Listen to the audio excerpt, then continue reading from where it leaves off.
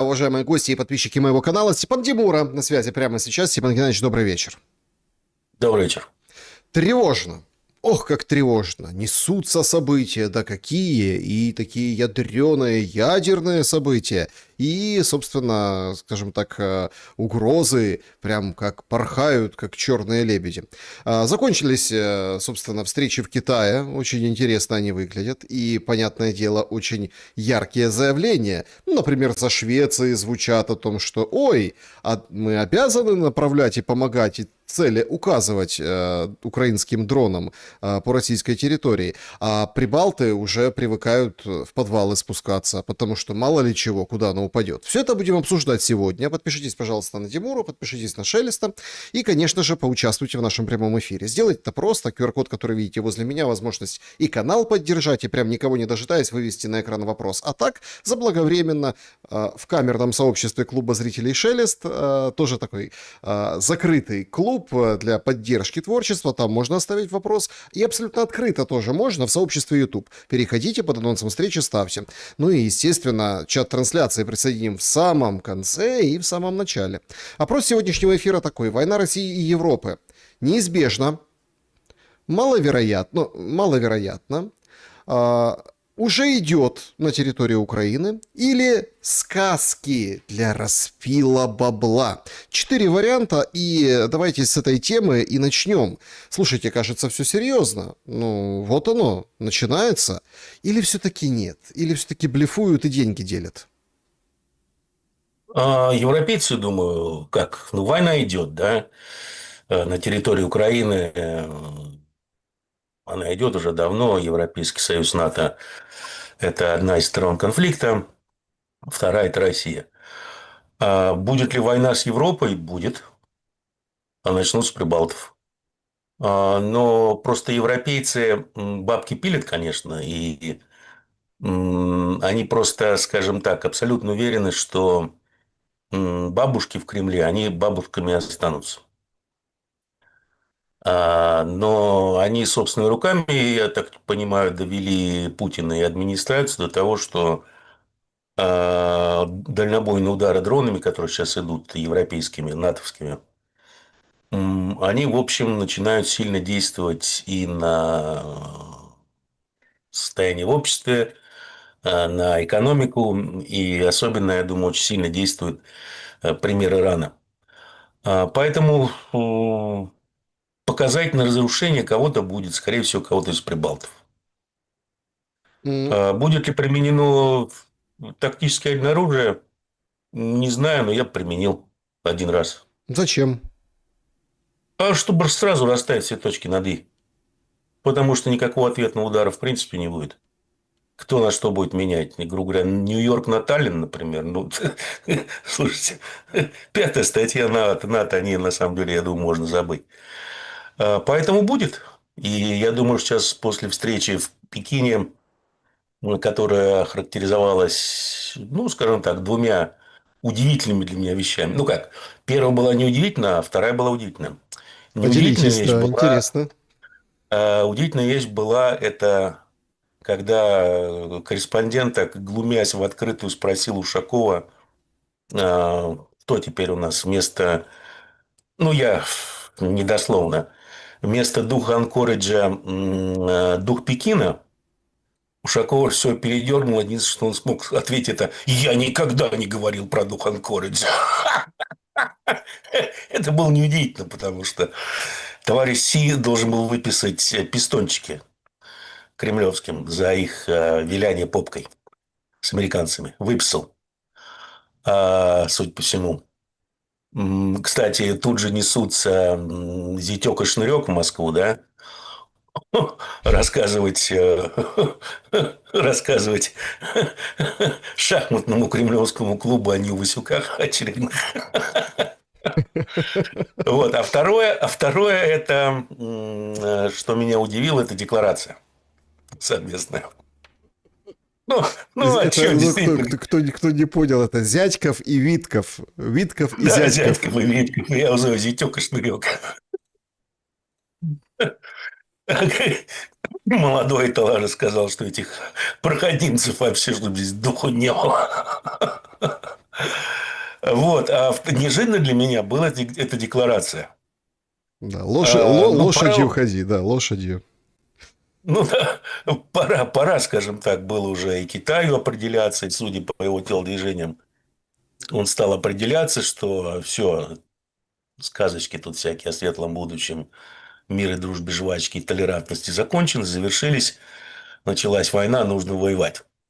Ну, какие у него телодвижения были? Ну, взяли закон и издали, что все американские санкции посылаются лесом. То же самое с Евросоюзом. Такие вещи интересные. Обозвали пиндосов умирающим гегемоном. Напомнили про парадокс Фукидида. Первое, что сделал Си Цзиньпин. Ну, так вот, ладно, шутки в сторону. А декларацию, которую они сбабахали, это такая, знаете ли, ядерная смесь того, что говорил товарищ Си, и того, что говорил товарищ Путин, если вы посмотрите по тому, что задекларировали. Это неделимая безопасность, новая, скажем так, стратегическая архитектура безопасности. Со стороны Си это глобальное управление. Мы будем бороться с этими шизоидами, которые разрушают мировой порядок, бла-бла-бла, нераспространение военных блоков и тому подобное. Ну, то есть, практически они задекларировали, что да, вот мы тут двое сидим, и мы объявляем войну пиндосам. Слушайте, ну я Нормально хотел... так Подождите, выступили. вот... Душевно. Да, да, это душевно, но... И после этого прозвучало: какой Духан Корджи, я такого не говорил. От Степан Николаевич, Ушакова. я уже, ну, вижу две диаметральных и пограничных, ну, таких тоже очень непохожих, еще две трактовки вообще этого визита. А это Значит, не трактовка. ну, смотрите, нет, ну давайте так. Одни говорили, Трамп и Си кинули Путина. Другие говорят, Си и Путин кинули Трампа. И вот это вот все, понимаете? Трамп уехал ни с чем, Путин уехал ни с чем. Получается какая-то очень странная логика. То есть, ну, очень У тяжело. толпы, да. Ну, плюрализм мнений у двуногих – это хорошо, это полезно. Я так скажу, это я всегда за. Я поэтому хочу уточнить, какие, на ваш взгляд, аргументы тому, что Китай, ну как, расчехляется в военном смысле Ну, этого слова? смотрите, нет, а ему не надо расчехляться в военном смысле этого слова. Ему достаточно расчехлиться в экономическом, политическом. В экономическом он уже расчехлился, в политическом теперь все тоже. А в военном что? Вон, ну, у него есть Иран, у него есть Россия, которые ведут войны.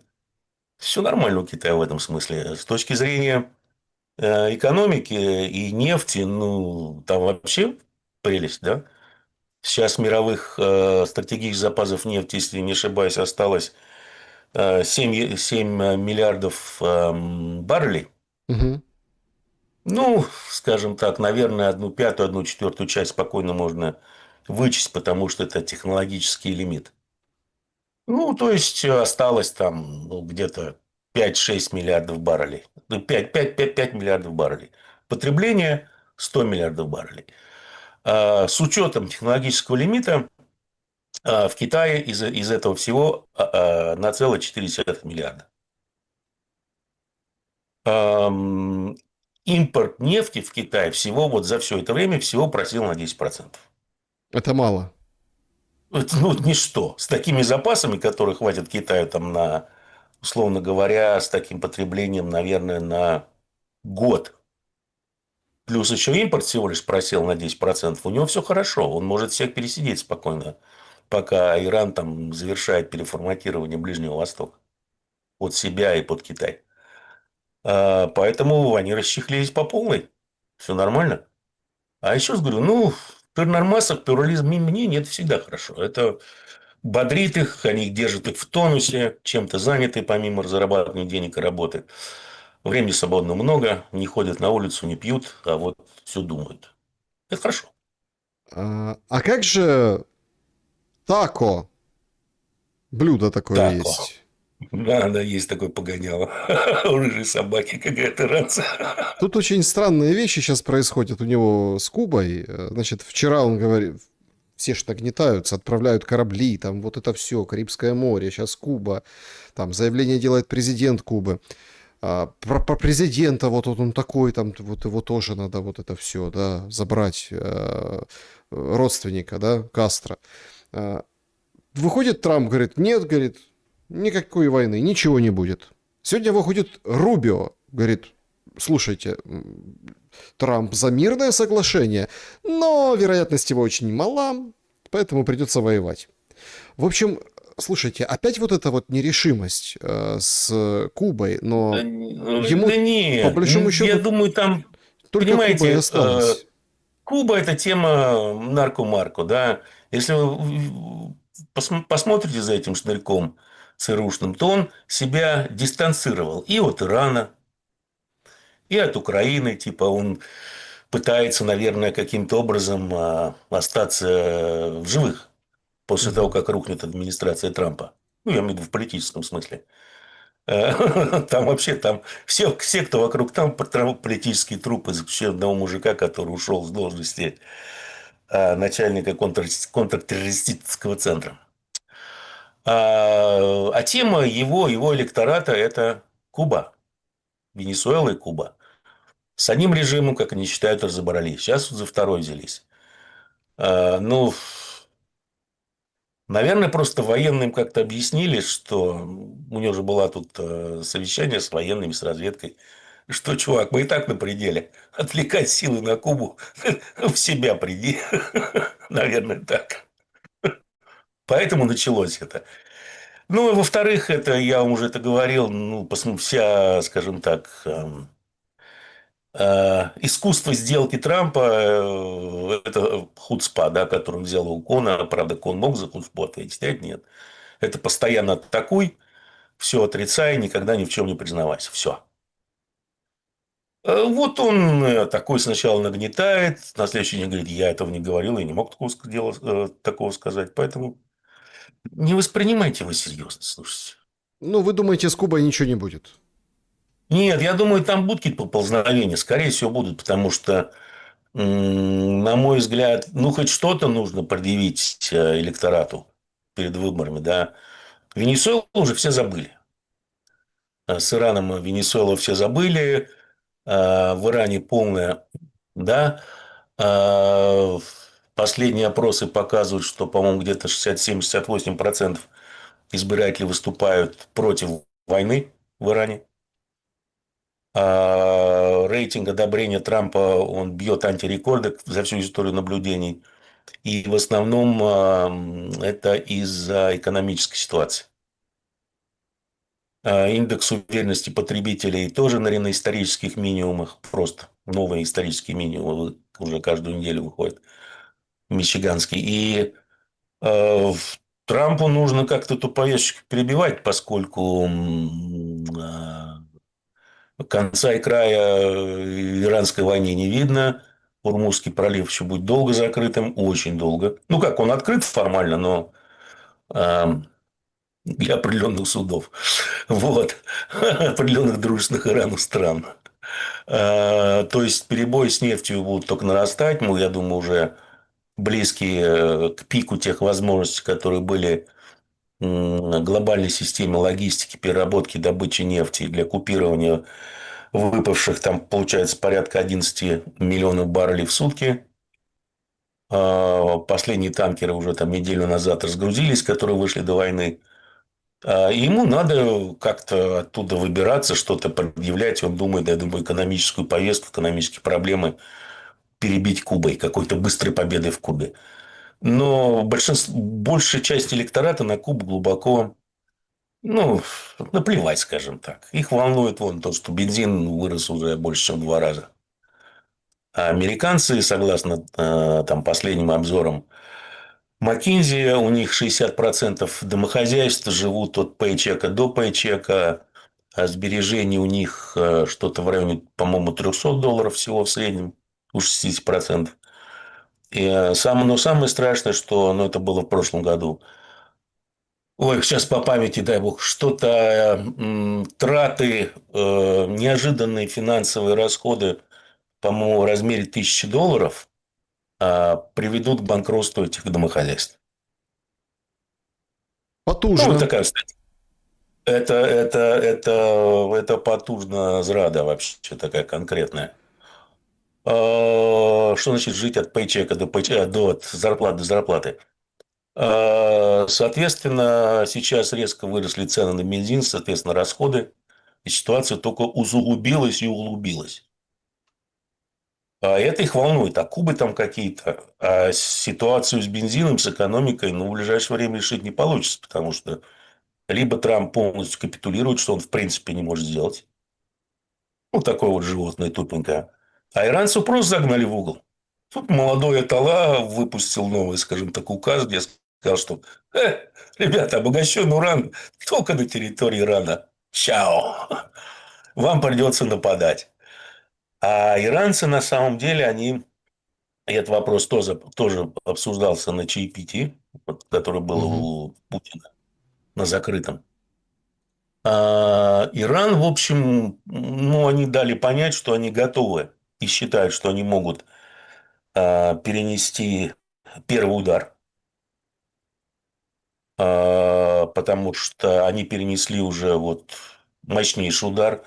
Да, они готовы к разрушению, по-моему, 60% энергетической инфраструктуры. Вот, но потом они просто уничтожат за день-два весь Ближний Восток. Ну, за исключением судитов и, наверное, катарцев. Ну, Оман, разумеется, это друг. Все остальное вместе с Израилем просто не станет. И, в общем-то, ни Россия, ни Китай не возражают. Поэтому Трампа просто загнали, как говорилось раньше, мы одну ножку закрепили в Украине, вторую на Ближнем Востоке. Ну, пришло время, скажем так, кирзовому сапогу ударить всех точно посередине между этими ножками. Вот и все. Сейчас мы это будем наблюдать. В Израиле, кстати, скандал с флотилией свободы. Казалось бы, понимаете? То есть там как-то вот издевались над ними, вот этими Ну да, задержанными. да, что это же белые люди. Геноцида палестинцев нет, изнасилований в тюрьмах нет, в том числе и с использованием служебных собак. А тут кому-то что-то там либо сказали, либо в морду дали. Ну, это же европейцы. Белые люди, не коричневые, а белые. Нет, ну правда скандал не шуточный. И некоторые, там есть другие, на самом деле, политически другие причины. Там же Кнессет говорят, до свидания. А BBC сидит и молчит. Ну, слушайте, посмотрите, кто рулит, скажем так, прессой и политикой в Европе. Ашкеназы. Ашкеназы с мизрахами сцепились на смерть. Все, не на жизнь, а на смерть. Отсюда все эти, скажем так, пошли такие реакции. Прессы, всего остального, правительств европейских. Ну, Биби, что, он обещал много. Там у группы Ленинград есть известная песня «Прощай, Натаньяху». Вот. Наобещал много, а ничего, скажем так, по результату ничего не получилось. Теперь становится очевидно, что проект Greater Israel, как написал один из военачальников TikTok-Макта, требует 6 TikTok-Мактов, а не один. Полезли на Хизбаллу, которую уничтожили много раз. Ну, Хизбалла их там крошит, рубит. Теперь крошит, рубит весь Северный Израиль дронами FPV. Ну, там статистика такая, что за последние уже 1,5 месяца в среднем в день уничтожается по 4 Меркавы.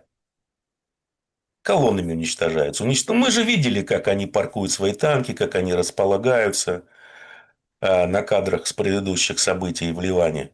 И тогда все удивлялись, ребята, ну эти дебилы на поле боя реальной войны в Украине там и дня они проживут. Ну вот, дроны пришли в гости к Израилю.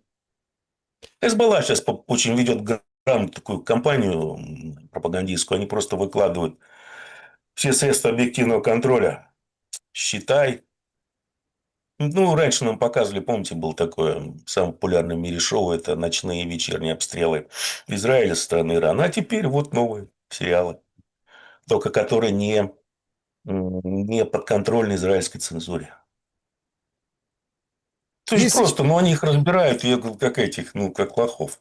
Я бы очень хотел, чтобы мы вот с этого места перебросились в Украину, где на днях отметили 78-ю годовщину независимости государства Израиль.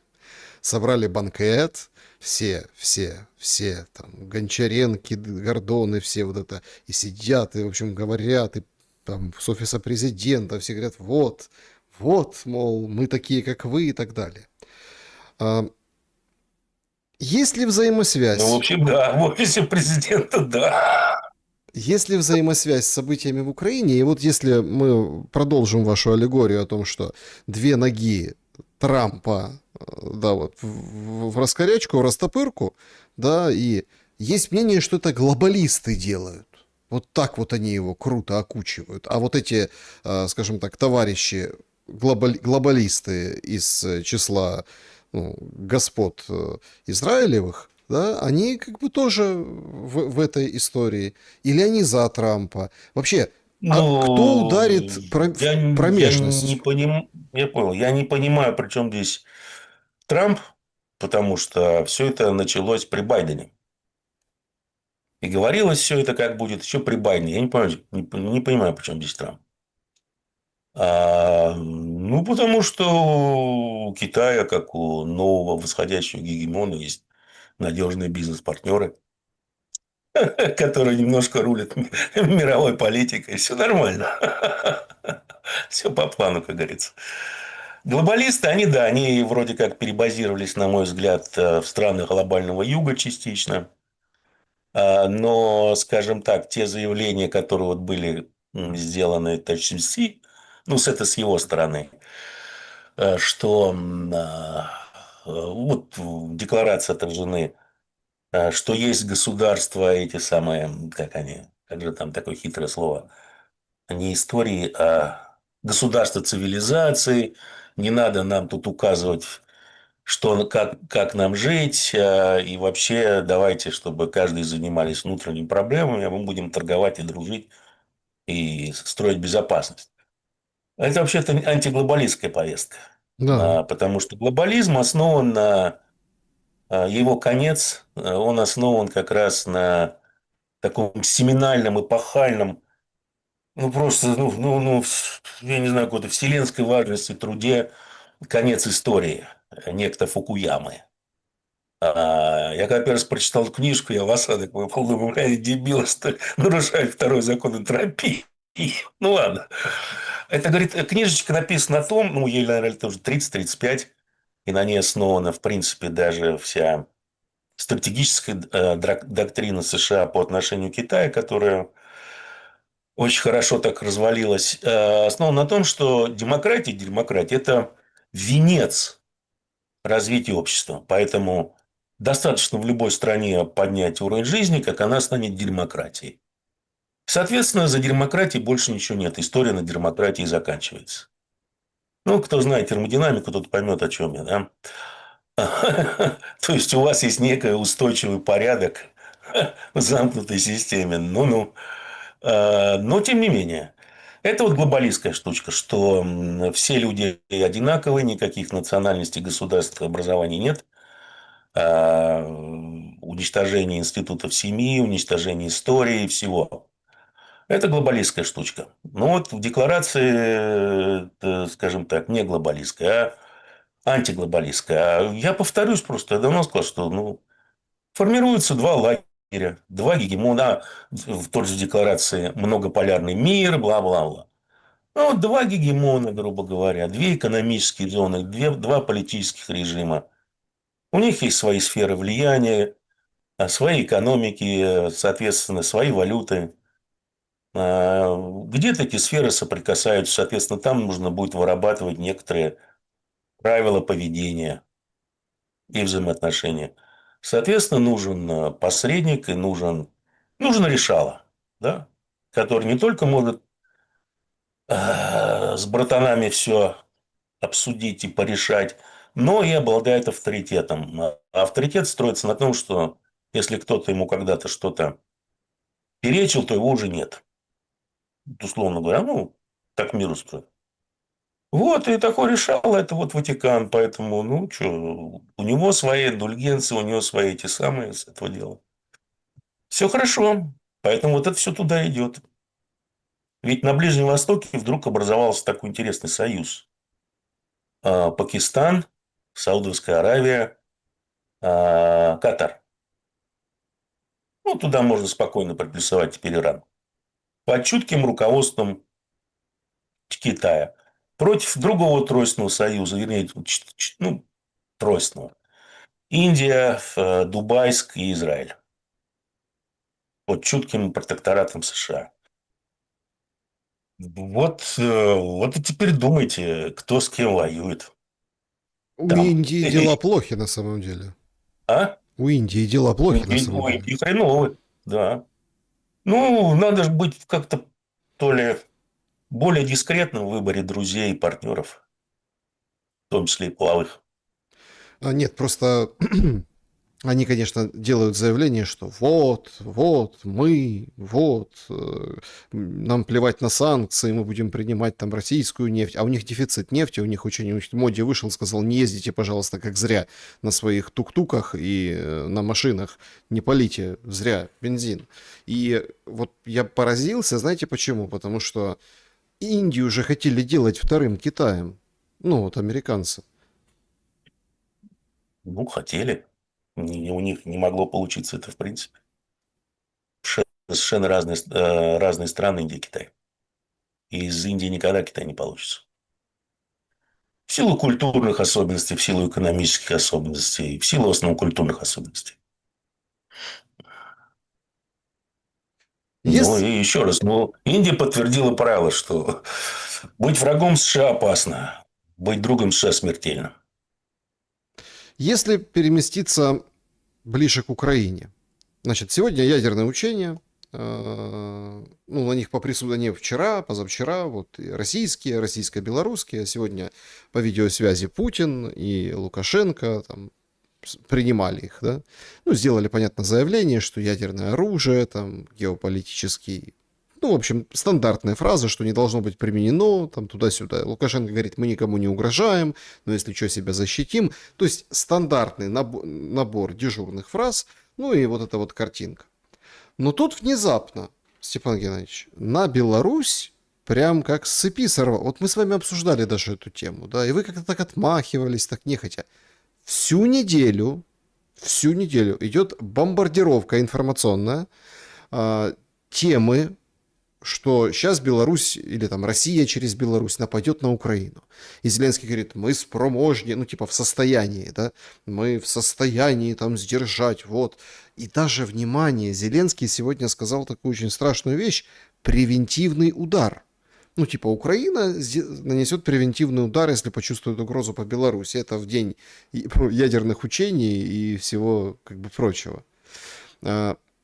Зачем вот это нужно сторонам? Ну, ответ Лукашенко поразил просто. Он говорит, понятно, никому. Говорит, Зеленский, давай встретимся. Давай, говорит, встретимся. Хочешь в Беларуси, в любой точке Беларуси. Хочешь, я в Украину, в любую точку Украины приеду. И давай встретимся, обсудим наши двусторонние отношения. У Зеленского отвергли, сказали, да что этот Лукашенко, кто это вообще такой? Александр Григорович, ну его. И, в общем, как бы отфутболили. Устами мальчика Былинки, как бы тоже хорошего друга, потому что открытого хорошего друга каждого мужчины, советника Литвина. Да, сам же Зеленский говорит, превентивный удар, Лукашенко должен бояться, да, бояться, что мы как вот, мы ударим. Эти танцы кому на руку? Это самодеятельность творческая Зеленского или есть заказ? Если есть заказ из этих высоких структур, то чьих?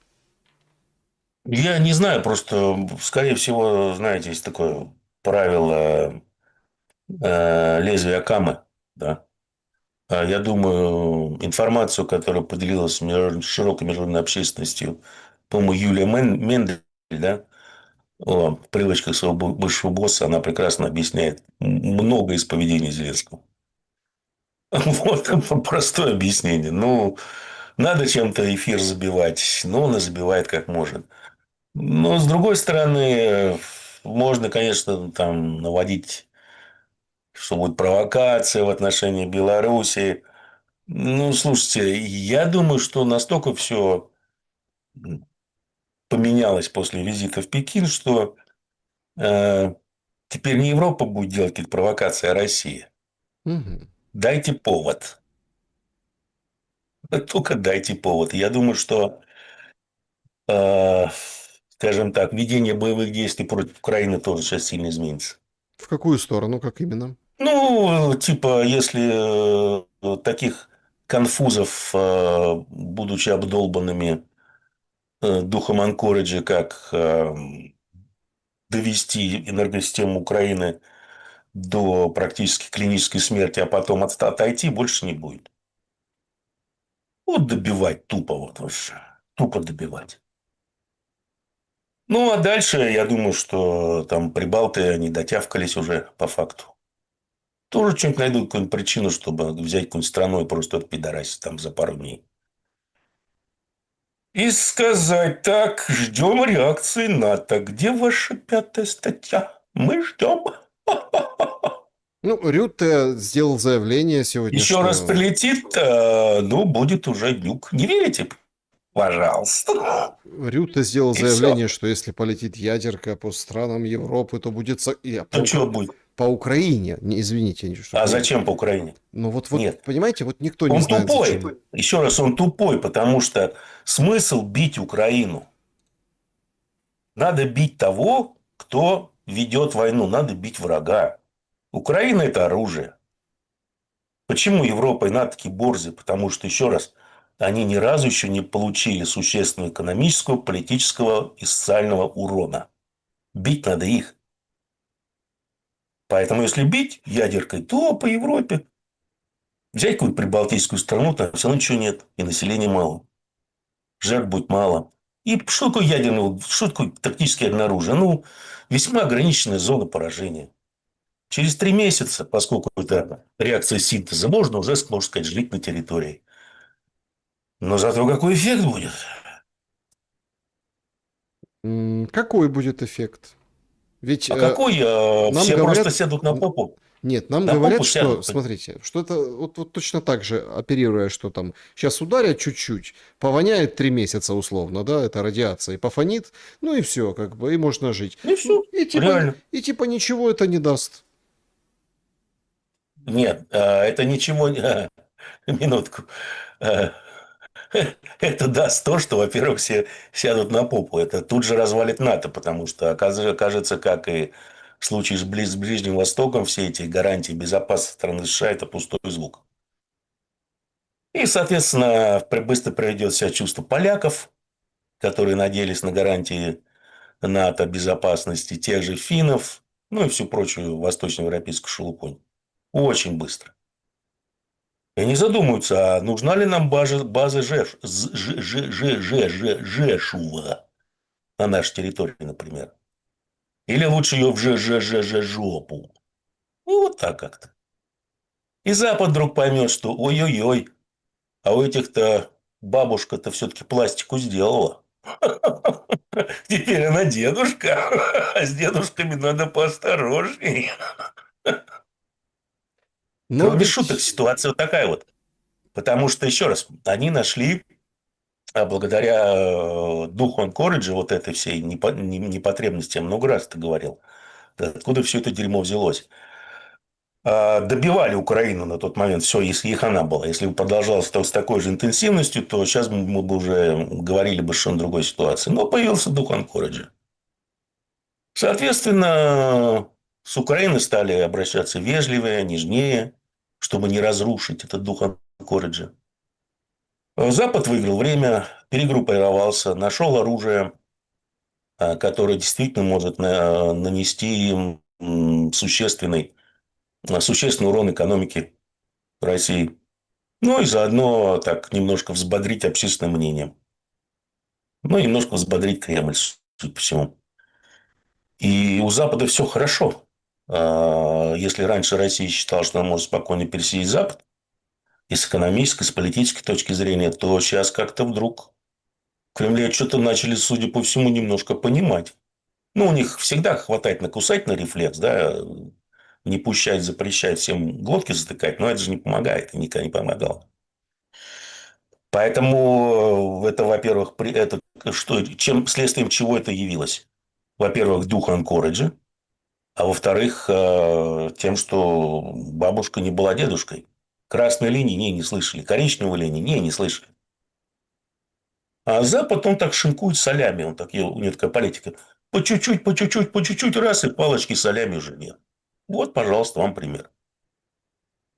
Все, надо уже страусу вынимать голову из песка, прятать задницу и ножками драться.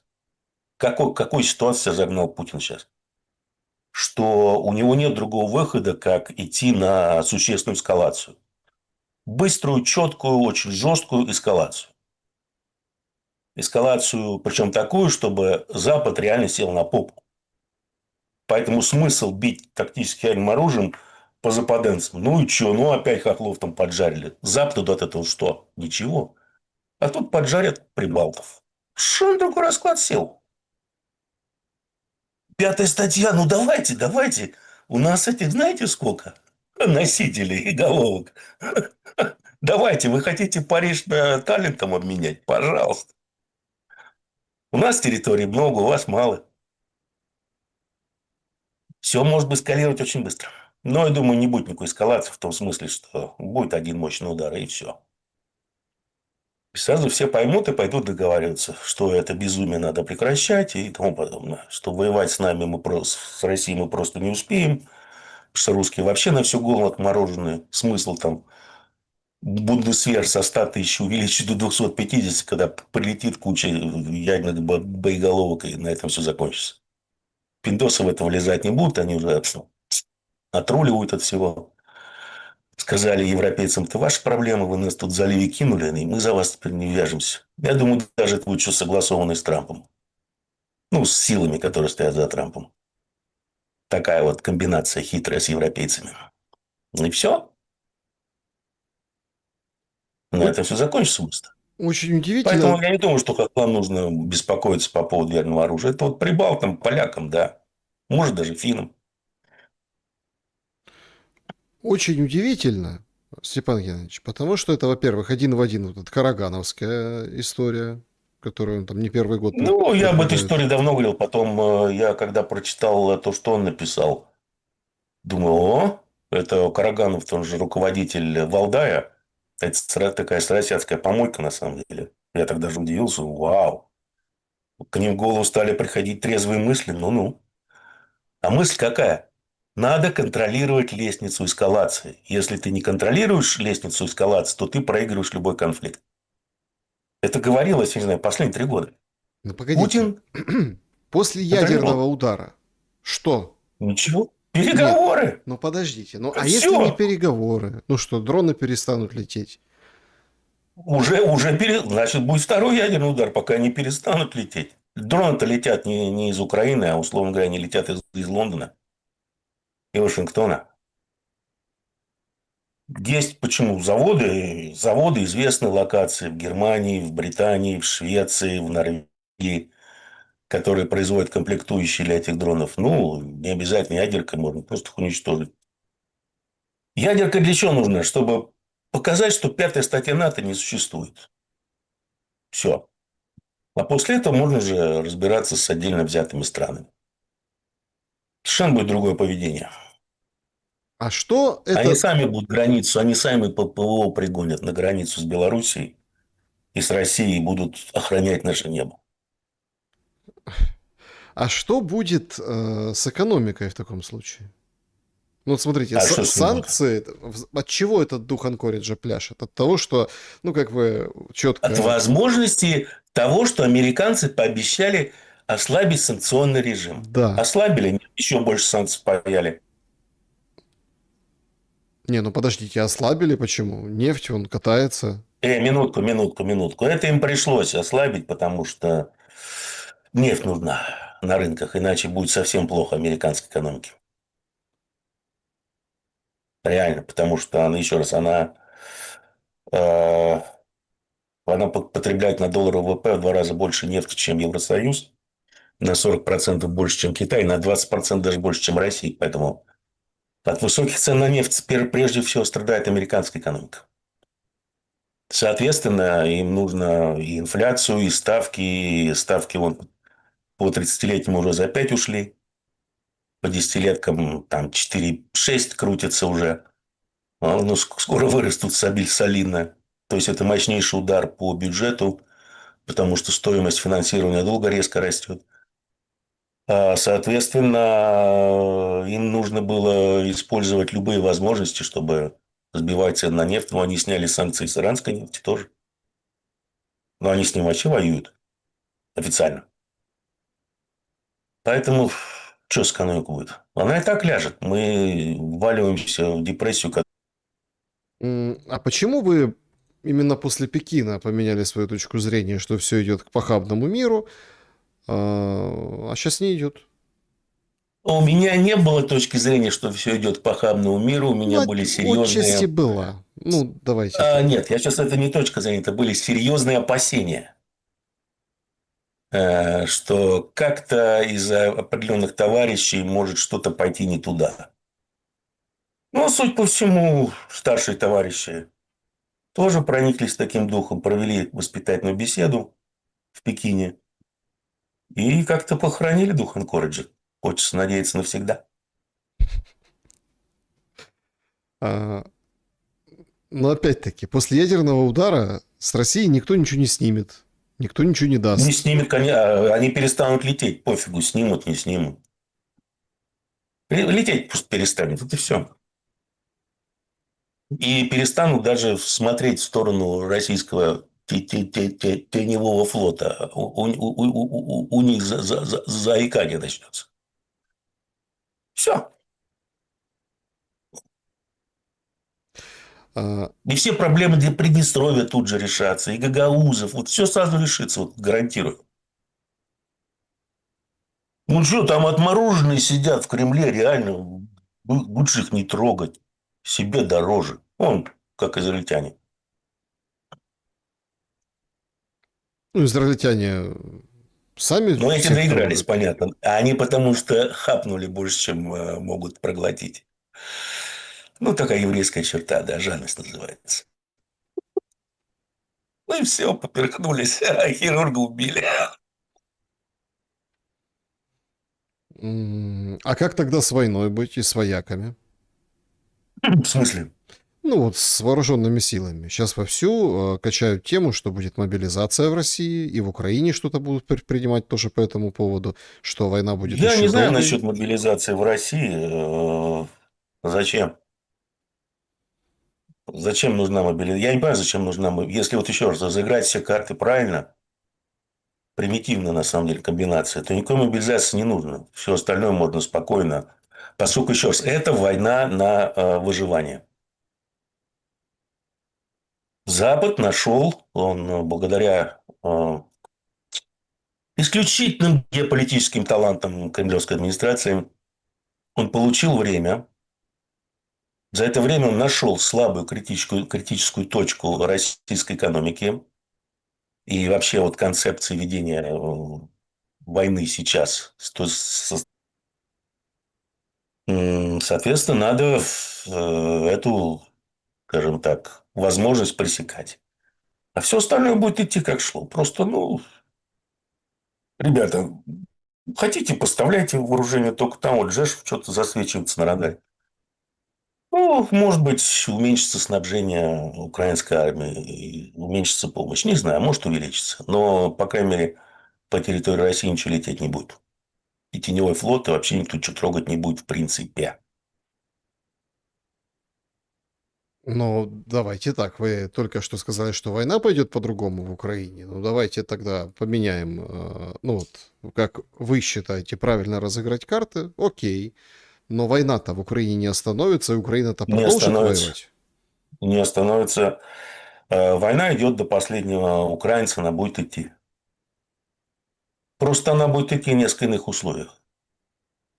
Потому что, еще раз, с точки зрения сторон, они диаметрально противоположны, нисколько ни на йоту не сблизились за все это время.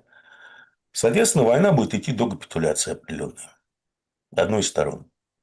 Просто, скажем так, понимая, что Запад делал с Путиным, его снова надували.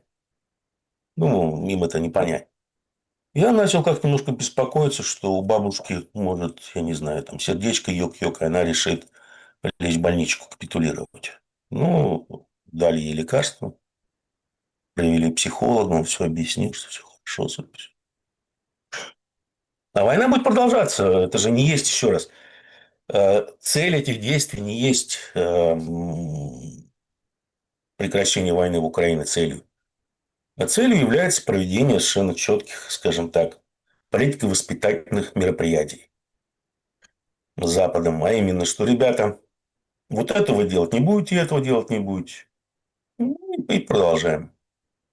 То есть, цель, какая такой операция? Это отсечь вот эту возможность у Запада наносить существенный, скажем так, урон экономике России, потому что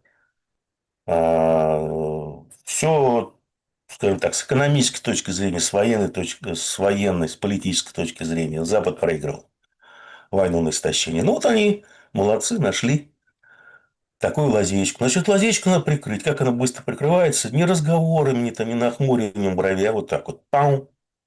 Ну, и заодно НАТО сразу исчезает с политической карты мира, как организация. Потому что она становится бесполезной. Ну так а если будут бить по Петербургу, полетят самолеты, вот это вот Никто все. не будет бить, еще раз. Ну, слушайте, еще ряков никто ввязываться не будет. Ну, румыны-то сбили над Эстонией украинский беспилотник. Ну, и что? Ну, да, да, сбили. Ну, поэтому стали орать, что давайте возьмем Калининград, а русские во всем виноваты. Что здесь летают украинские беспилотники.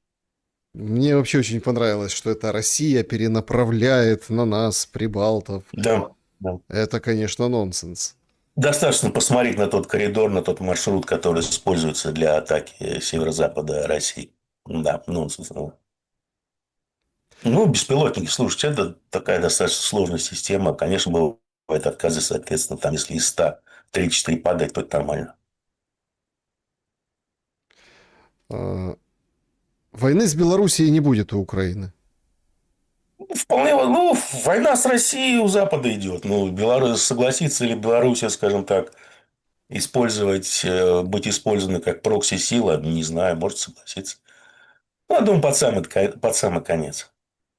Когда же все станет ясно, нужно будет быстро определять оккупационные зоны, чтобы там у тех же поляков или венгров не было никакого желания э, хапнуть больше, чем по договоренностям. Ну, вполне возможно, с территории Беларуси будут введены войска.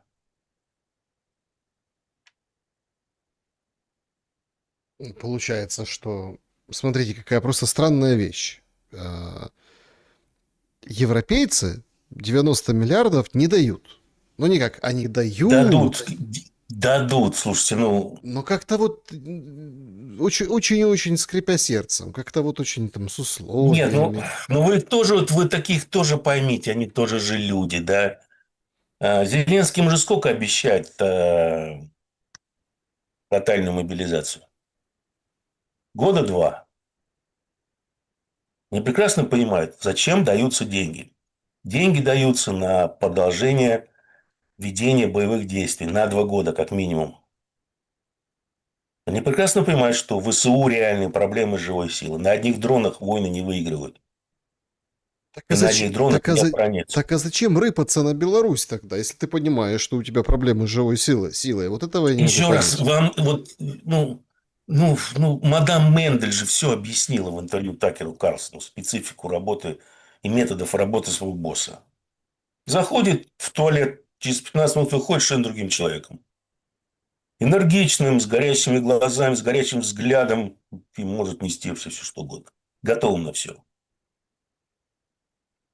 Ну, может, надо перебить, я не знаю, повесточку. Такого стриптиза нижней конечности, он журналистам задрал штанину брюк и, медленно приспуская носок, показал браслет электронный на ноге.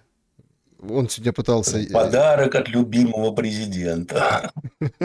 он пытался сегодня скостить немножко по деньгам, да, вот, но не получилось. 140 так и оставили миллионов. В общем, этот весь кардебалет продолжается, но по большому-то счету, в общем-то, видите, как удается уходить от этой резонанснейшей темы о том, что там варье, понимаете, сидит. Ну, потому, слушайте, ну, people have it, да. Сейчас же там якобы собирается мадам Зеленскую в бутырочку тоже направить. Пиндосы ФБР. Вот мы сейчас с вами обговорили, на самом деле, все то, что служба внешней разведки сказала, что это русский план «Шатун». Ну, не знаю, я помню, хороший такой был план «Анадырь» по поставке ракет на Кубу, а Шатун не знаю. То есть там Этот план, я не знаю, как он назывался, но, возможно, просто, ну, как всегда, служба внешней разведки, они везде одинаковые, хуцпу гонят. Был такой план, но, опять же, в моем больном воображении и нездоровых фантазиях. Году, наверное, так, в 20-21 устроить какую-нибудь провокацию на большой какой-нибудь праздник, скажем, на 9 мая, там где-нибудь при Балтийских странах, пока все очухаются, ввести туда резвые войска и поставить Европу перед фактом, что типа снимайте санкции и вообще возвращайте все взад, иначе ой-ой-ой. Но в то время, по всей видимости, ума хватило этого не делать. Ну, а потом сделали так, Запад такую ловушку красивую поставил, что Путину ничего не оставалось, как начать войну. Либо ждать, условно говоря, апреля 22 года, когда бы войну начали украинцы. Все равно результат был бы то же самое. А вам не кажется, что вот этими всеми раскладами Россию как раз и провоцируют нанести ядерный удар?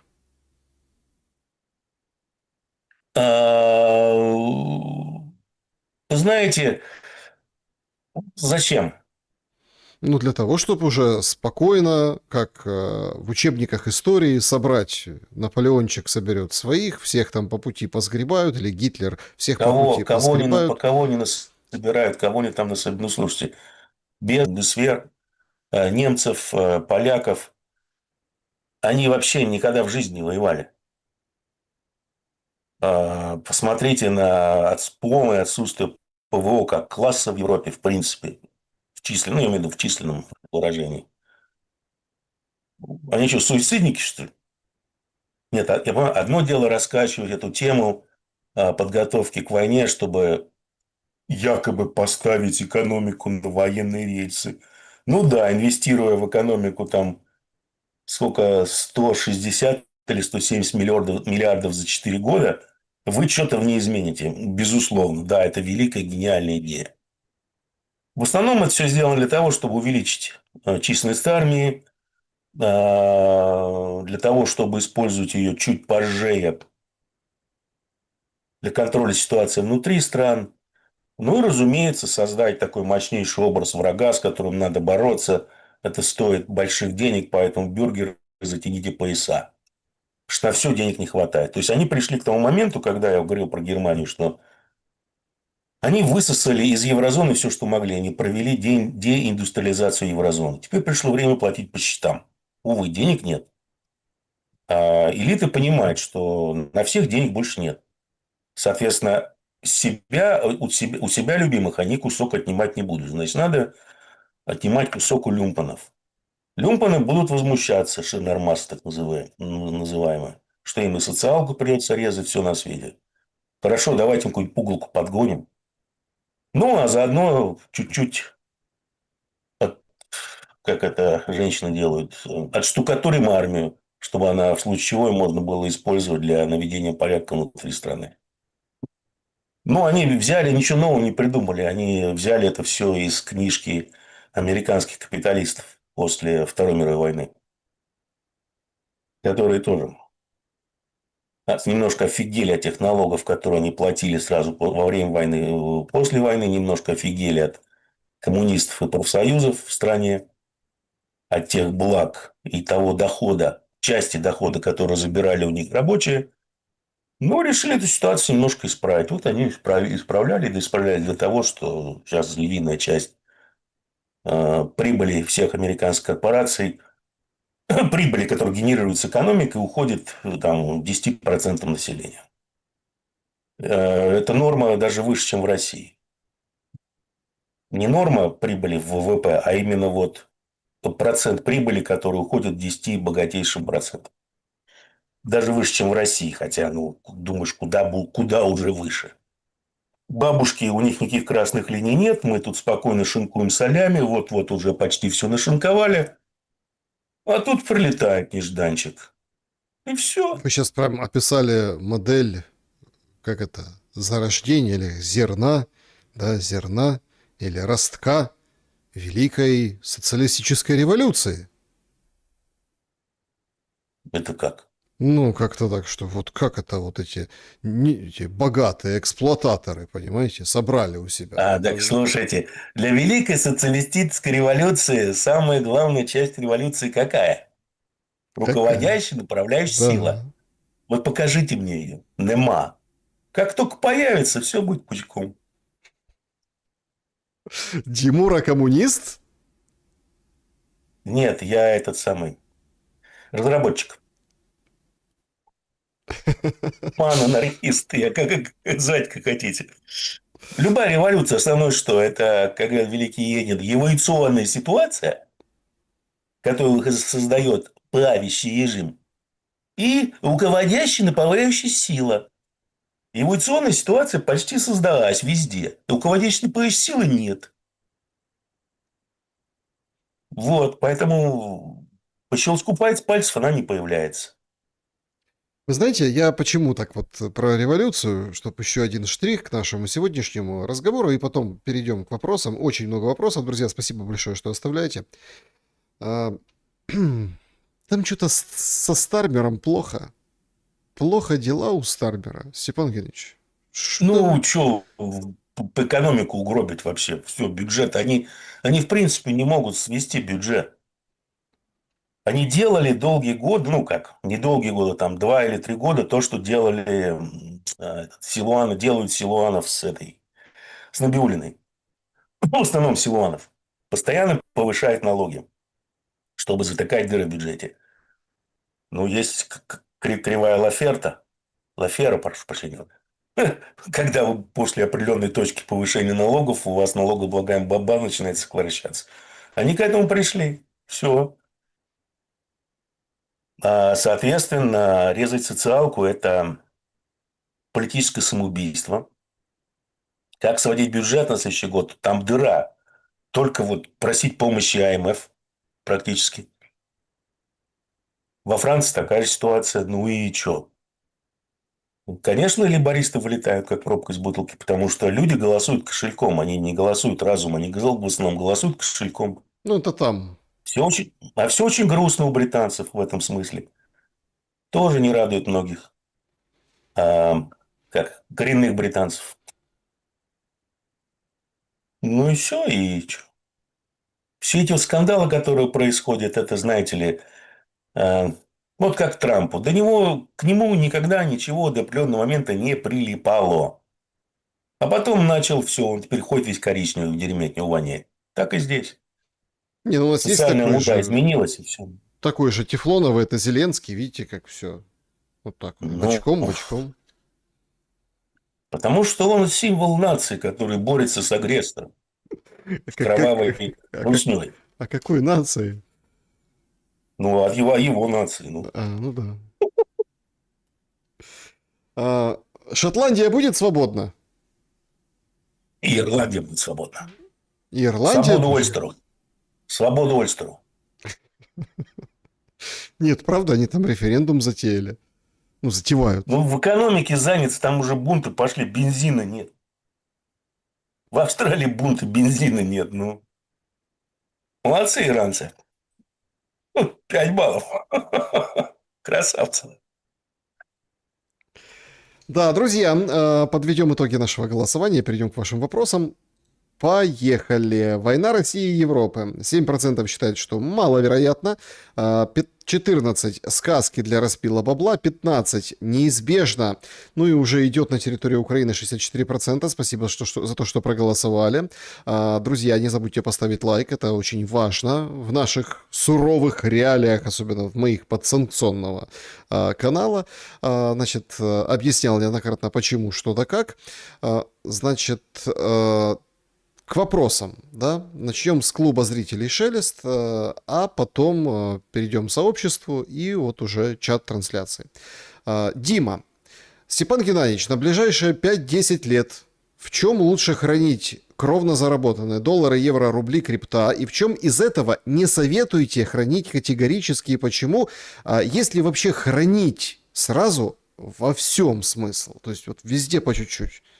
По чуть-чуть, никогда не знаю, не кладите яйца в одну корзину, разложите их по множеству корзин. Что-то где-то убудет, что-то где-то прибудет. И все. Светлана, добрый вечер, Степан Геннадьевич, Александр. Генеральный секретарь НАТО Рютте заявил, что, ну, это я говорил, что в случае ядерного удара по Украине реакция будет разрушительной. Подчеркнул, что руководство России Для НАТО, да. прекрасно знает масштабы этих последствий, поэтому Альянс продолжает тщательно отслеживать ситуацию. Если промоделировать ситуацию, как бы быть стратегия их вот этой вот разрушительной реакции, как сказал Рютте? Ну вот, как вы, сыграйте за другую сторону. Ну, вопрос в том, будут ли, скажем так, они отвечать сразу тактическим ядерным оружием. Нет, потому что в ответ прилетит еще больше. Изначально в таких вот острых, сложных конфликтах обычно те, кому есть что терять, они себя ведут более сдержанно. Поэтому, наверное, будут попытки поднять авиацию НАТО, там ударить, скажем, по Ленинграду, по Калининграду, то есть по всем тем районам, куда могут дотянуться боеприпасы воздушного базирования с большой дальности, потому что, ну, входить в систему зон работы систем ПВО они не будут. Слишком большие потери будут, как показал Иран. Проблема в том, что этих боеприпасов весьма и весьма ограниченное количество, большая часть из них уже израсходована. Но где? Правильно, в Иране. Второе. Есть ли у Европы ПВО? Его нет. Ну, там есть сколько? У Германии, по-моему, боюсь даже соврать, 3-4 дивизиона. Может быть, у Польши 7-8 этих патриотов. И то часть из них передислоцировали на Ближний Восток. То есть, нет патриотов ПВО. Соответственно, скажем, пускается волна там из 1000 дронов, ПВО больше нет, все он израсходован. Ну, а дальше начинается просто свободная охота на все в Европе. Тупо даже не используя никаких солдат. Просто уничтожается энергоструктура Европы, энергосистема Европы. И все. Сразу возникает вопрос, а в этот момент они будут готовы применить тактическое ядерное оружие против России? Не знаю. Но нужно будет судить по моменту. Мгм. Нет, я просто по поводу модели, там, помните, были вот эти мультики о том, что полетело, полетело, полетело, все там по России. Слушайте, никогда так... Это когда идет массированный ядерный удар. Что полетело? Тут один нюк тактически прилетел по непонятно чему, какой-то территории где-то там. Обидно, конечно, ну и что теперь? Вот так здесь хорошо в нашем садике из-за каких-то восточноевропейских земель напрягаться, что ли, теперь? Ну, сами вот их менталитет, поймите, одно дело бла-бла-бла-бла-бла, а другое дело оба. Нужно принимать единственное верное и правильное решение. И очень страшно его принимать. А давайте мы снова, как обычно, все спустим на тормозах. Ну и вообще по поводу вот этого момента в этом случае, тут же очень интересный момент. Я вот почему там Беларусь с вами обсуждал и вот эту вот историю. Китаем, например, это будет воспринято как самозащита, ну то есть оправдано. Да, Россия ведет, как Иран, правильную войну. Если, Все правильно. если Украина ударит превентивно по Беларуси, как сегодня заявлял об этом Зеленский, Китай скажет, да елки-палки, это агрессия, а Да там даже же... если Беларусь ударит по Украине по НАТО скажут, ну, это самозащита, они имели право, им угрожали. Между прочим, есть такая статья в ООН. В случае угрозы государство имеет право на самозащиту. Даже китайский министр иностранных дел Ван И процитирует эту статью. Все будет хорошо. Так, следующий вопрос. Давайте в чат, в сообщество переместимся. Поехали, значит, отсюда.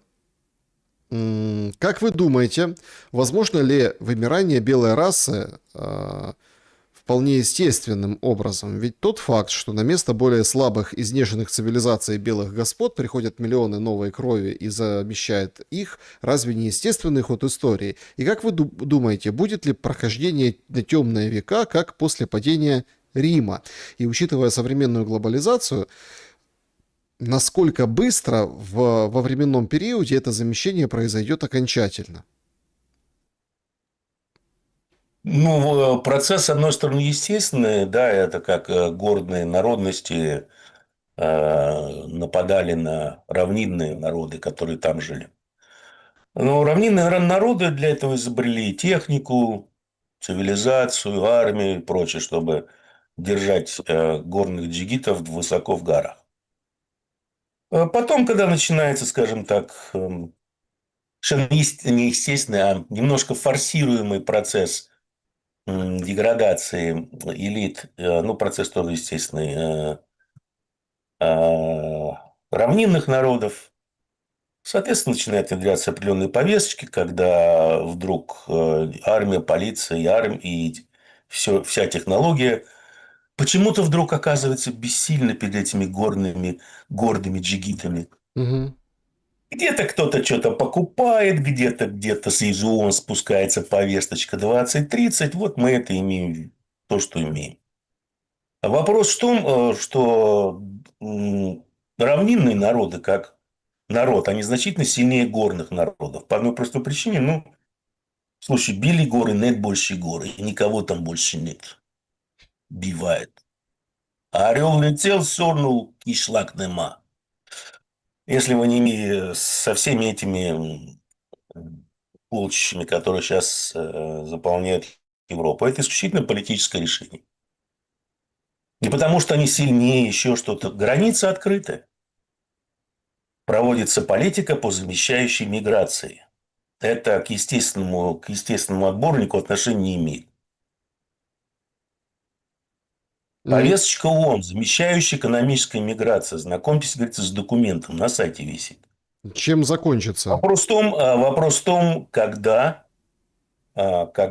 у тех же европейцев, например, ну, британцы уже с ними все понятно, хотя еще тоже не все безвозвратно там потеряно, я думаю, когда они просто поменяют политическое руководство. Да, вы скажете, «А, придут все те же самые». Не, они придут все те же самые, только, скажем так, такие темы будут откатывать назад, потому что это не принципиальная тема для закулисы, чтобы терять власть. Да, народу просто бросят этот кусок, что нате вам. Вот за ваши свободы, за то, что вы полностью откажетесь от остатков ваших свобод и прав, мы их всех почистим сейчас. Может быть, даже обратно в Африку, куда там вышли. Ну, как Трамп Это же еще, делает, да. это же еще для этого делается. А люди же уже давно не помнят, что говорили, как нам говорят основатели США, что народ, который выбирает безопасность ради свободы, не достоин ни свободы, ни безопасности. Да. Петр, Степан Геннадьевич, Мерц предложил предоставить Украине статус ассоциированного члена ЕС без права голоса.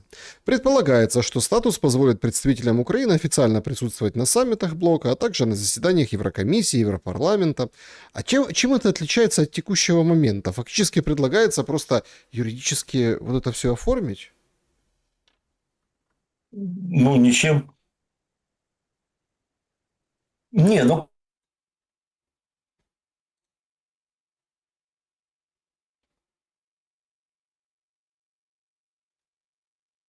да, что-то вылетело соединение. Да-да. Отличается на самом деле, отличается, потому что с точки зрения возможности влиять на политику ЕС, Украина ничего не получит. А вот ей придется распрощаться со многими, скажем так, относительными свободами ведения экономической деятельности, как это произошло со многими странами, например, тоже. Поэтому, да, отличается в этом смысле. В худшем смысле, в худшую сторону отличается. Мгм. Владимир, здравствуйте. Поколдовал на куклу Ермака, перечислил 666 гривен ему на залог за освобождение. Как думаете, сделают меня каким-то министром? Хочу Министерство магии и управления государством. И зачем Димура изучал эту экономику и получал образование? Колдовство! Вот где большие бабки крутятся. Даже круче, чем ИИ. Кто вам сказал, что я не колдую? С чего вы взяли? Не назначит. Прям Я же сейчас еще ясновидящий, к тому же. ясно знающий, ясно слышащий, да, ясновидящий. Так, значит, добрый день. Денис пишет. Доля чипов NVIDIA в Китае снизилась с 95 до 40%. Все эти 55% отданы в одни руки Huawei. Фактически Тайвань защищают не танки и самолеты, а чиповая игла, которая перестает теперь сдерживать Китай. Этот сигнал Тайваню не сегодня, а завтра приготовиться. Ну, что значит приготовиться? Я думаю, что там будет мирное объединение, по большому счету, потому что гоминдановцы, они сейчас обладают большинством. Выборы президента скоро. Я думаю, что кандидат Гоминдальша, такая очень симпотная тетенька, она вполне может выиграть выборы и будет там, как у них называется, одна страна, три модели. Сейчас у них одна страна, две модели. Это Гонконг, но будет три модели. Мгм. А, Вот поэтому Трамп все время, скажем так, те, кто ему правильно шепчет на ухо, говорят, что все тайваньские компании должны переносить производство США полупроводникового. Алексей интересуется. Вопрос, что происходит с рублем? Вроде нет предпосылок, чтобы он укреплялся, да и государству вроде как, на взгляд дилетанта, совсем это невыгодно. С уважением. А почему нет предпосылок? Потребительский спрос сжимается, импорт не увеличивается, а поступление экспортной выручки увеличиваются, давят. Ну и плюс еще, конечно, замечательная политика ЦБ и Минфина со своими этими бюджетными недоправилами. Вот он и укрепляется.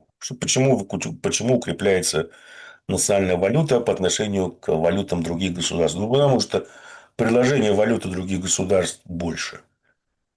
Плюс ЦБ еще зажимает рублевую ликвидность, борется с инфляцией как могут и с экономикой. Поэтому Димурия.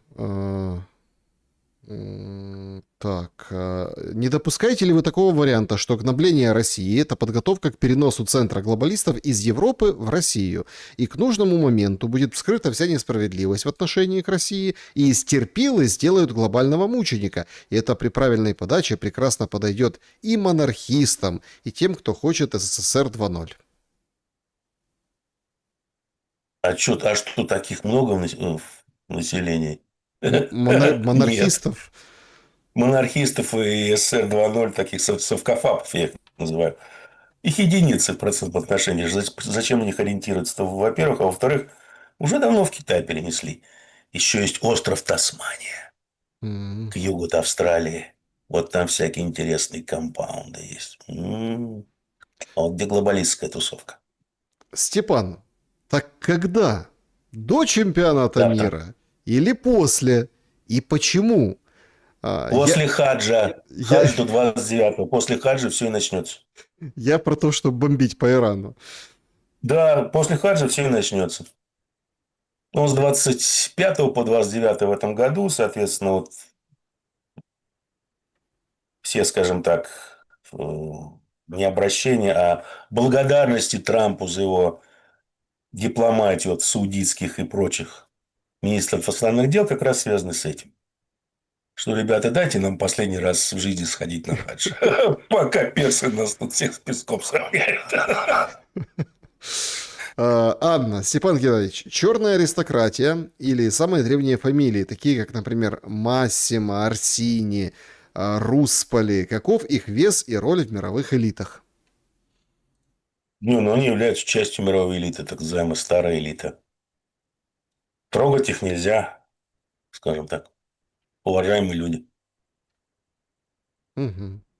Игорь Владимирович спрашивает, мировые игроки, Ватикан и Китай, вот они в какой позиции по отношению друг к другу? За какой проект мазу тянут? Бизнес-партнеры. Или наоборот, Бизнес-партнеры. вставляют палки в колеса друг другу? Бизнес-партнеры. У них общие интересы в данной ситуации. Мгм. Там были еще всякие интересные тройственные соглашения между Китаем, Ватиканом и саудитами, и, с другой стороны, с американцами. Кто кого где представляет, чьи интересы где представляет, и кого надо слушаться и тому подобное. И кто выступает гарантами этих договоренностей. И одним из гарантов. Мгм. Так, друзья, значит, сейчас будем переходить в чат трансляции. Спасибо всем большое за то, что пишете туда. Не забудьте, пожалуйста, поставить лайк. Буквально. Ну, чтобы вы просто понимали, если не ошибаюсь, в Китае 120, по-моему, 120 миллионов так называемых христиан, да. Ну, почему-то Коммунистическая партия Китая решила подарить их Ватикану вместе со всем скарбом. Ну, договор даже подписали. В договоре там Мгм. есть интересные пункты, можете его найти даже, должен быть, в принципе.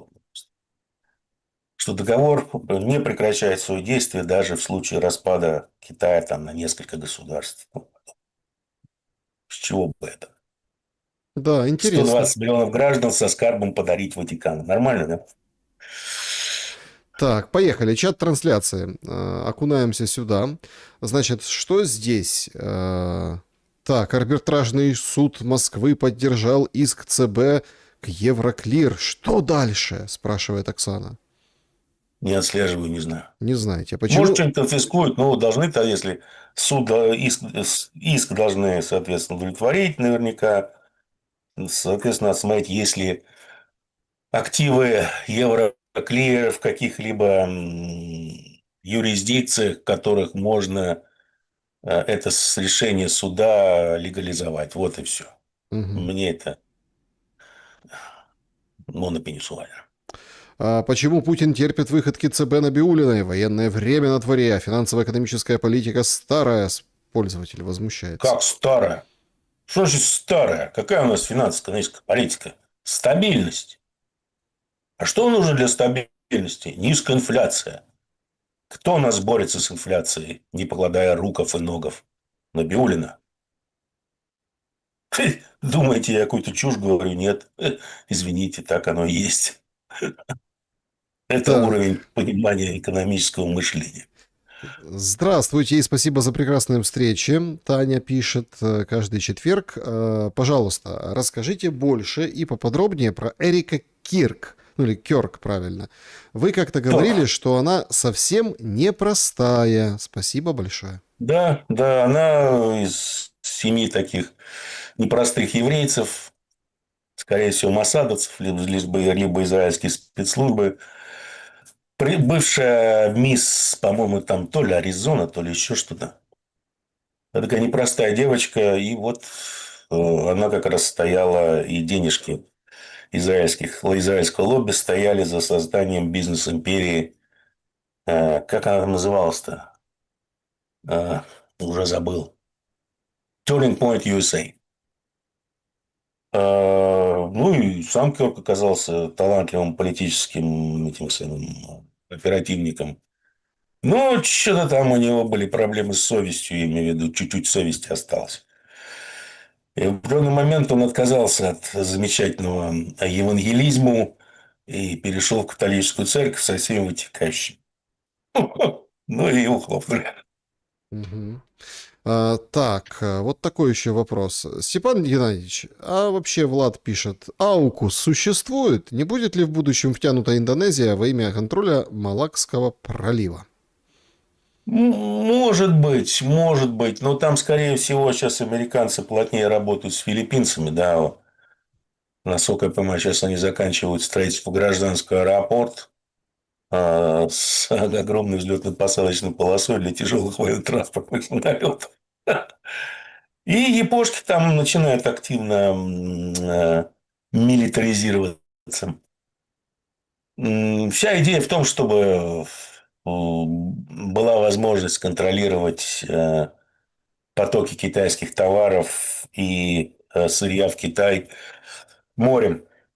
Но китайцы, еще раз, они эту угрозу нейтрализовали частично, повторюсь, частично, за счет Средней Азии, за счет России, сейчас за счет Ирана, создания всех этих новых торговых путей, там One Belt, One Road, что-то такое у них называется, новый шелковый путь типа. Ну и не в последнюю очередь, сейчас они очень активно влезают в Арктику, то есть все в морпуть. А этот путь полностью практически контролируется Россией. Ведь что такое контроль, да? Это нужно иметь какие-то военно-морские базы на побережье, да, чтобы в случае чего поддерживать, содержать флот, который будет охранять ваши морские пути. Конечно, китайцы могут пойти по этому пути, но пока что их американцы окружили такими не очень дружными странами. А Севморпуть, ну что, для них это, естественно, одна из возможностей, он и экономически для них выгоден. Там Трамп жаловался недавно, говорил, 40 у России ледоколов, а у нас один и тут какой-то дряблый, старенький, еле ходит. Ну, сейчас финны обещались понастроить. О, с этой экономикой понастроят, конечно. Ну, я имею в виду Да. цену, я имею в виду, да. Да, да, ценничек там будет не слабый.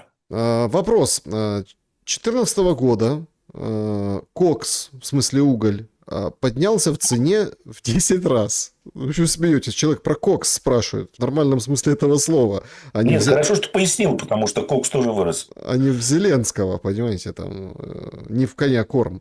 Короче, вырос в 10 раз кокс. Продавец пересел на Л-200, а вез тот же кокс из Донецка. Не в этом ли вся соль войны, устроенная узурпаторами на сегодняшний день, но в огромных масштабах? Ну, типа, чтобы иметь свою дань с экономики. Ну, смысл на самом деле войны, войны всегда имели под собой экономические причины, экономические основы. Да?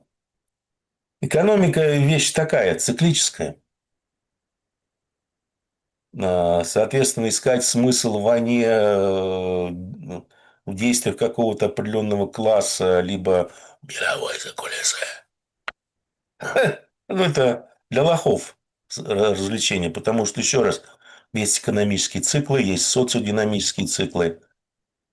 Ну, элементарный пример. Захотели бы вы развязать войну, скажем, я не знаю, там, Вторую мировую, либо Третью мировую войну, ну, скажем, в конце 80-х, начале 90-х, у вас бы ничего не получилось. Экономика была на подъеме везде, и после этого на долгие годы была на подъеме.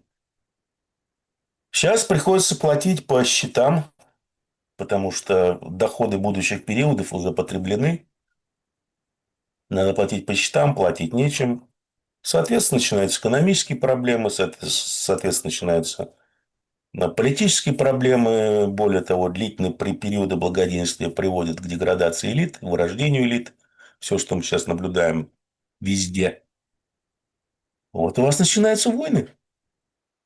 Причем тут действия за кулисы. Это они вам будут рассказывать в всяких голливудских фильмах, еще что вот мы тут в комнатке посовещались, потом позвонили в комитет там 300, в римский клуб, те дали распоряжение всем своим шнырям, и началось.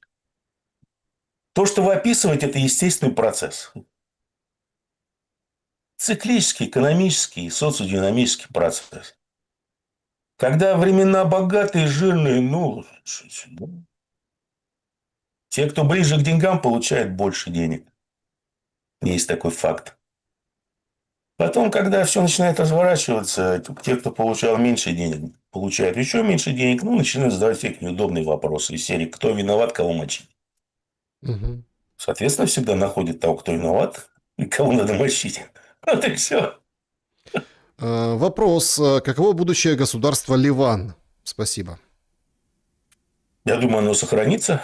Более того, Хизбалла там скоро будет героическим народом, вернее, героической этой самой как-то единицей. Может быть, даже и президент скоро будет из Хизбаллы. Хизбалла же не только вооруженное формирование, но и мощная политическая партия. Да, друзья, всем большое спасибо за то, что сегодня побывали на нашем прямом эфире. Странно, почему не спросили, что будет с Дубайском? Ну, ладно. Так я был, ну что тут Дубайск, ну слушайте, ну там, У вас такие слушатели, да? Там ну, Дубайск. недвижимости в Дубайске А, никого нет. начинается это нищеброды, вот это нищеброды. Степан Геннадьевич, а что будет с Дубайском? Не будет его. Просто хотел обрадовать людей, кто еще не продал недвижимость. А про свои банковские счета вообще забудьте. Да, вот на этой оптимистической ноте подводим итоги эфира нашего сегодняшнего. Ждем всех через Сделал неделю. гадость, сердцу радость. Степан Геннадьевич, спасибо за время и мысли. Спасибо вам. А также радости и гадости. Конечно же, друзья, пишите в комментариях, что нравится Рука больше. об руку. Что нравится больше. Подпишитесь, не забудьте. Берегите себя и друг друга.